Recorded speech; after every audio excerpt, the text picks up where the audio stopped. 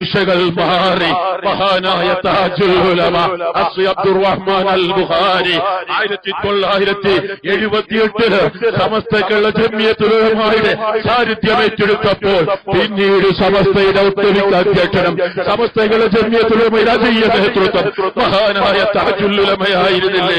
റഈസുൽ മുഹഖ്ഖിഖീൻ കണ്യത്ത് ഉസ്താദും K Abubakar മുസ്തിയാരും സമസ്തയിൽ general സെക്രട്ടറിയും പ്രസിഡന്റുമായിരുന്ന സമയത്തും സമസ്ത ഒരുപോലെ ധരിച്ചിരുന്നത് മഹാനായ താജുൽ ഉലമയായിരുന്നില്ലേ?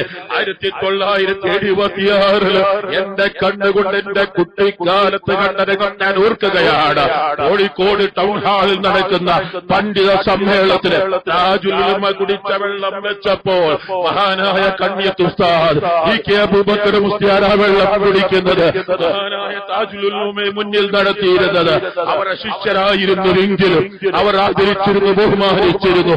പക്ഷേ 1980-85 ആകുമ്പോഴേക്കും രാഷ്ട്രീയക്കാരുടെ അലയിൽ സമസ്തകളുടെ ജമിയത്തുൽ ഉലമ കെട്ടാൻ ശ്രമിച്ചപ്പോൾ ഏതെങ്കിലും ഒരു വിഭാഗത്തിന് തീരെഴുതി കൊടുക്കാൻ തീരുമാനിച്ചപ്പോൾ മഹാനായ താജുൽ ഉലമ അതാ പ്രഖ്യാപിക്കുകയായി, ഇതൊരു രാഷ്ട്രീയ സംഘടനയല്ല, ഇതേതെങ്കിലും ഒരു വിഭാഗത്തിനുള്ളതല്ല, ഇത് സമസ്തകളുടെ ജമിയത്തുൽ ഉലമ സമൂഹത്തിലെ സമുദായത്തിലെ എല്ലാ വിഭാഗം അല്ലാഹുവിലും റസൂലിലും വിശ്വസിക്കേണ്ട പോലെ വിശ്വസിക്കുന്നവർക്കുള്ളതാണ്.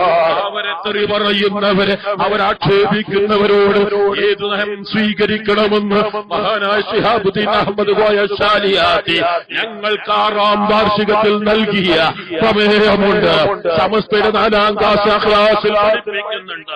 ആ പാഠം മാറ്റാൻ പറ്റുകയില്ല, ആ പാഠം പിൻവലിക്കാൻ പറ്റുകയില്ല എന്ന് മഹാനായ താജുൽ ഉലമ, മഹാനായ നൂറുൽ ഉലമ, മഹാനായ കൻസുൽ ഉലമ, ഇന്ന് നേതൃത്വം നൽകുന്ന മഹാനായ സുൽത്താനുൽ ഉലമ തുടങ്ങിയ നേതൃത്വം അതിശക്തമായി വാദിച്ചപ്പോഴല്ലേ പ്രശ്നങ്ങൾ ഉത്ഭവിക്കുന്നത്? അപ്പോഴല്ലേ 6000 പണ്ഡിതന്മാരെ വിളിച്ചു വരുത്തി തിരൂരങ്ങാടി വെച്ച് നടന്ന ജനറൽ ബോഡിയിൽ ഐക്യകണ്ഠേന പ്രഖ്യാപിച്ചതായിരുന്നില്ലേ സമസ്ത കേരള ജമിയത്തുൽ ഉലമയുടെ അജയ്യനായ പ്രസിഡന്റ് മഹാനായ താജുൽ ഉലമ ഖദ്ദസല്ലാഹു സിർറഹുൽ അസീസ്, മഹാനായ സുൽത്താനുൽ ഉലമ കാന്തപുരം ഉസ്താദ് ഹഫിളഹുല്ലാഹ് ജനറൽ സെക്രട്ടറി. ആ നേതൃത്വം കേരളത്തിന്റെയും സമൂഹത്തിന്റെയും സമുദായത്തിന്റെയും നന്മക്കും വിജയത്തിനുമായി ധാരാളം കർമ്മ പദ്ധതികൾ അതാത് കാലങ്ങൾ പ്രഖ്യാപിച്ചു. ഞാനൊന്നു പറയട്ടെ, കേരളത്തിൽ 95 വയസ്സുകാലത്തോളം 66 പതിറ്റാണ്ട് കാലത്തോളം ഈ പള്ളി ദറസിലെ മുദദ്ദിസായി സമരാഷ്ട്രീയ കക്ഷിത്വമില്ലാതെ വിഭാഗീയതയില്ലാതെ പാപങ്ങൾക്ക് വേണ്ടി ജീവിച്ച മഹാനായ താജുൽ ഉലമ വഫാത്തായി. കർണാടകയിലുള്ള എംപിമാര് വന്നു, കർണാടകയിലുള്ള എംഎൽഎമാര് വന്നു, കർണാടകയിലുള്ള മന്ത്രിമാര് വന്നു. പക്ഷേ കേരളത്തിൽ ഒരു വിഭാഗത്തിന് താജുൽ ഉലമയുടെ മഖാമ്, താജുൽ ഉലമയുടെ മയ്യത്ത് കാണാൻ, മയ്യത്ത് നിസ്കരിക്കാൻ അവിടെ നിന്ന് വരാൻ കഴിയാത്തവരെ സമൂഹത്തിന് മറക്കാൻ കഴിയുമോ? പ്രിയപ്പെട്ടവരെ, നിങ്ങളൊന്ന് ആലോചിച്ചേ പറ്റൂ. സമൂഹം അവരെ മറക്കുകയില്ല. ഓണപ്പറമ്പ് ശവപ്പറമ്പാക്കിയവരെ ഈ സുന്നി കേരളം മറക്കുകയില്ല. കാര്യം തീർച്ചയാണ്. ഞങ്ങൾ അവഗണിച്ചവരെ ഞങ്ങൾ അവഗണിക്കുക തന്നെ ചെയ്യും. ഞങ്ങൾക്ക് രാഷ്ട്രീയമില്ല, പക്ഷേ ഞങ്ങൾക്കൊന്നുണ്ട്. ഞങ്ങൾക്ക് ഞങ്ങളുടെ ആദർശമുണ്ട്, ഞങ്ങൾക്ക് ആശയമുണ്ട്. ആ ആശയം ആദർശം നശിപ്പിക്കാൻ ആരാണോ ശ്രമിക്കുന്നത്, ഒന്നാണെങ്കിൽ ഒന്ന് ഞങ്ങൾ തിരിച്ചടിക്കേണ്ടടുത്ത് ഞങ്ങൾ വാളുകൊണ്ടല്ല, പരിച കൊണ്ടല്ല, തോമ്പ് കൊണ്ടല്ല. 7 പേര് ഞങ്ങൾ രക്തസാക്ഷികളായിട്ടില്ലേ?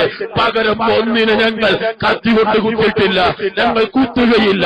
പക്ഷേ ഞങ്ങളുടെ വികാരം രേഖപ്പെടുത്താൻ നമ്മുടെ മഹത്തായ ഗവൺമെന്റ്, മഹത്തായ രാജ്യം ഇന്ത്യ രാജ്യം ഞങ്ങൾക്ക് അനുവദിച്ച സമയത്ത് ഞങ്ങൾ ആ സമ്മതിദാനാവകാശം രേഖപ്പെടുത്തുക തന്നെ ചെയ്യുമെന്ന് ഞാൻ എന്റെ പ്രിയപ്പെട്ട സുന്നത്തിയ ജമാഅത്തിന്റെ വിശ്വാസികളോട് പറയുകയാണ്, ഇവിടെ രാഷ്ട്രീയക്കാരോട് പറയാൻ ഞങ്ങൾക്ക് രാഷ്ട്രീയമില്ല, പക്ഷേ ഞങ്ങളെ തൊട്ട് കളിച്ചാൽ അതേത് വിവാദമാണെങ്കിൽ തന്നെയും അവിടെ ഞങ്ങൾക്ക് പാർട്ടിയില്ല, ഞങ്ങൾക്ക് അവിടെ കൊടിയില്ല, ഞങ്ങൾക്ക് അവിടെ മറ്റൊന്നുമില്ല.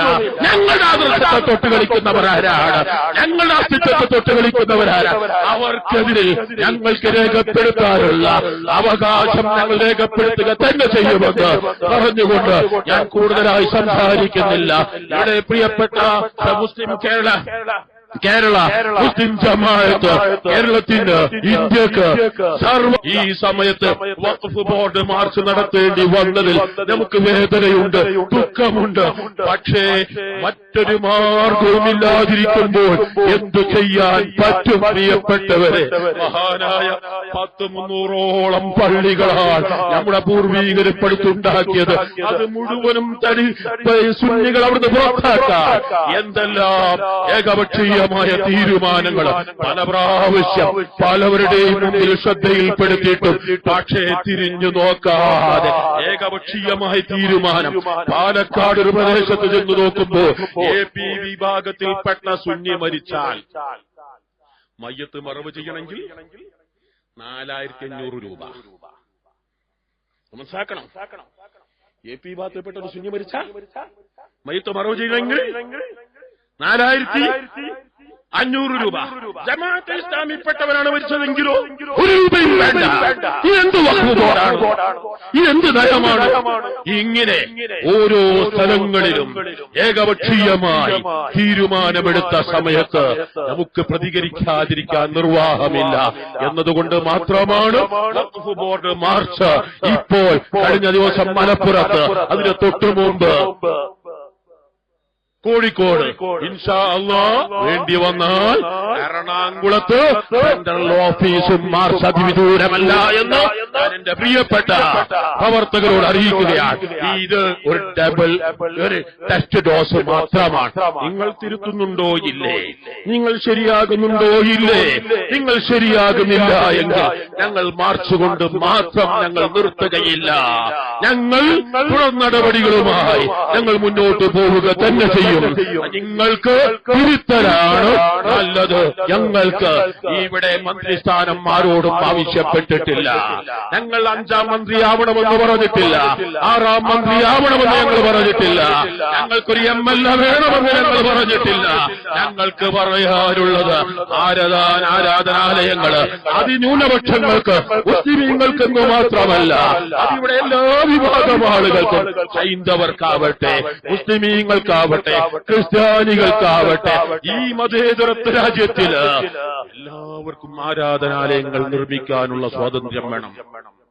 മുസ്ലിം ജമാഅത്തിന്റെ ആദ്യ ലെറ്റർ ബേഡ് ഉപയോഗപ്പെടുത്തിയത് ഈ സന്ദേശം കേരള ഭരണവകുപ്പിനോട് മുഖ്യമന്ത്രിയുടെ ശ്രദ്ധയിൽപ്പെടുത്താനാണ്. മുഖ്യമന്ത്രി പറഞ്ഞു, ഇത് ഞങ്ങളെടുത്ത തീരുമാനമല്ല, ഇത് 1992 ഡിസംബർ 6 ബാബരി മസ്ജിദ് പൊളിച്ചപ്പോൾ കേന്ദ്ര ഗവൺമെന്റ് എടുത്ത തീരുമാന. അത് കേട്ട് ഞങ്ങളങ്ങ് പോരുന്ന കരുതിയത്. ആ സമയത്ത് പറഞ്ഞു, സാർ കേന്ദ്ര ഗവൺമെന്റ് അന്ന് തീരുമാനമെടുത്തു. മറ്റു സ്റ്റേറ്റുകളെല്ലാം കേന്ദ്ര ഗവൺമെന്റ് ആ തീരുമാനം പിൻവലിച്ചില്ലേ? മറ്റു സ്റ്റേറ്റുകളിലെല്ലാം ആ തീരുമാനങ്ങൾ പള്ളികൾ നിർമ്മിക്കാൻ സ്വാധീനമില്ലേ? കേരളത്തിൽ മാത്രം എന്തുകൊണ്ട് പറ്റുന്നില്ല? അപ്പോൾ ഞാനത് പഠിക്കട്ടെ എന്ന് പറഞ്ഞപ്പോൾ പഠിക്കേണ്ട കാലം കഴിഞ്ഞു. കുറെ കാലങ്ങളായി ഞങ്ങളത് പറയുന്നു. ഇവിടെയാണ് ഞങ്ങൾക്ക് ആവശ്യമാകുന്നത്. എല്ലാ വിഭാഗത്തോടും പറയാനുള്ളത്, ഞങ്ങൾക്ക് എന്തെങ്കിലും മന്ത്രിസ്ഥാനം നിങ്ങൾ നൽകണ്ട, ഞങ്ങളത് ചോദിക്കുകയില്ല.